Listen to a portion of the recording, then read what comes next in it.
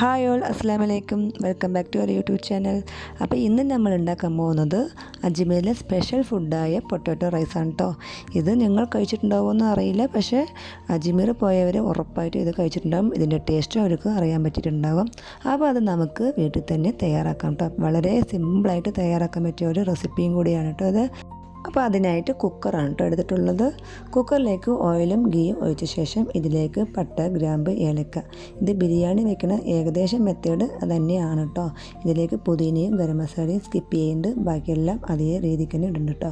ഇതെൻ്റെ ഉമ്മയാണ് കേട്ടോ കുക്കിംഗ് ചെയ്യുന്നത്. അപ്പോൾ പട്ടയും ഗ്രാമ്പും ഏലക്ക ഇട്ട ശേഷം അതിലേക്ക് പച്ചമുളക് ഇടുക.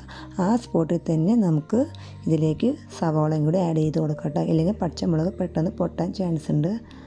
അപ്പോൾ എല്ലാം ഒന്നിട്ട ശേഷം, അതായത് പച്ചമുളകും സവാളയും ഇട്ട ശേഷം ഇതിലേക്ക് കല്ലുപ്പും കൂടി ആഡ് ചെയ്ത് കൊടുക്കുന്നുണ്ട് കേട്ടോ. എന്നിട്ട് എല്ലാം കൂടി ഒന്ന് വഴറ്റിയെടുക്കുക. ഒന്ന് പച്ചമണം പോകുന്നത് വരെ വഴറ്റിയെടുത്ത ശേഷം ഇതിലേക്ക് ജിഞ്ചർ ഗാർലിക് പേസ്റ്റും കൂടി ആഡ് ചെയ്ത് കൊടുക്കുന്നുണ്ട്. ഈ ജിഞ്ചർ ഗാർലിക് പേസ്റ്റ് ഞാൻ ലുലു മോളിൽ നിന്ന് വാങ്ങിച്ചതാണ് കേട്ടോ. നല്ല അടിപൊളി ക്വാളിറ്റിയും ക്വാണ്ടിറ്റിയും ഉണ്ട് കേട്ടോ. 40 രൂപയെ വിലയുള്ള കുറേ കറികൾക്ക് ഞാനിത് ഉപയോഗിച്ചിട്ടുണ്ട്. ഇനി ഇത് തീർന്നിട്ടില്ല. ജിഞ്ചർ ഗാർലിക് പേസ്റ്റ് ഇട്ട ശേഷം ഇതിലേക്ക് മല്ലിയിലയും കൂടി തണ്ടോടുകൂടി ആഡ് ചെയ്ത് കൊടുക്കുന്നുണ്ട് കേട്ടോ. അപ്പോൾ അതും കൂടി ഒന്ന് വഴറ്റിയ ശേഷം നമ്മൾ ഇതിലേക്ക് തക്കാളിയാണ് കേട്ടോ ഇട്ട് കൊടുത്തത്. തക്കാളി ഒന്ന് പേസ്റ്റ് രൂപത്തിലേക്ക് ഇട്ട് കൊടുത്തിട്ടുണ്ട്. അതും കൂടി ഒന്ന് വഴറ്റിയെടുക്കുക. എന്നിട്ട് കട്ട് ചെയ്ത പൊട്ടാറ്റോ കൂടി ആഡ് ചെയ്ത് കൊടുക്കുന്നുണ്ട് കേട്ടോ. ഇതിപ്പോൾ ഇട്ടത് കാശ്മീരി ചില്ലി പൗഡർ, ഇതിൻ്റെ കൂടെ മുളക് പൊടിയും കൂടി ആഡ് ചെയ്ത് കൊടുക്കുന്നുണ്ട്. എല്ലാം കൂടി ഒന്ന് പച്ചമണം മാറുന്നത് വരെ ഒന്ന് വഴറ്റിയെടുക്കുക. ഉപ്പ് ഇടാൻ മറക്കല്ല കേട്ടോ. ഉപ്പ് നമ്മൾ ഓൾറെഡി ഉള്ളി വഴറ്റുമ്പോൾ ഇട്ടിട്ടുണ്ടായിരുന്നു. അപ്പോൾ ഇതിലേക്ക് നാരങ്ങ നീരും കൂടെ തൈരും കൂടി ഒഴിച്ച് കൊടുക്കണം കേട്ടോ. അധികം പുളിപ്പൊന്നും വേണ്ട, എന്നാലും കുറച്ച് പുളിപ്പ് ആവശ്യമാണ് കേട്ടോ. ഇതിപ്പോൾ ബിരിയാണി ആ ഒരു ടേസ്റ്റിലാണ് വെക്കുന്നത്. നമ്മൾ ഇറച്ചിക്ക് പകരം പൊട്ടാറ്റോ ആഡ് ചെയ്യുന്നത് മാത്രം.